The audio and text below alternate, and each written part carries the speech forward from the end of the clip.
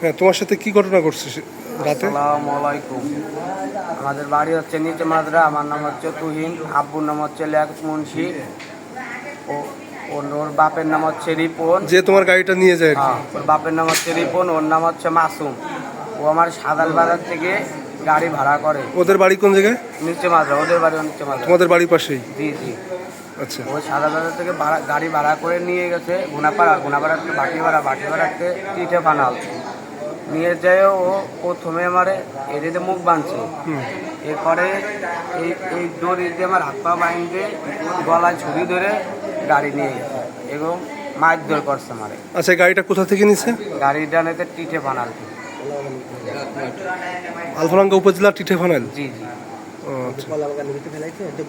তোমাকে বাগানের ভিতরে ফেলাই গেছিল বাইন্দে চেন্দে, এনতে ঘুরে 1 ঘন্টা ধরে একটা বাড়ি গেছি, টাক দিছে এরা, তারা তোমার উদ্ধার করছে? জি, আর গাড়ি তখন তারা নিয়ে চলে গেছে? নিয়ে চলে গেছে।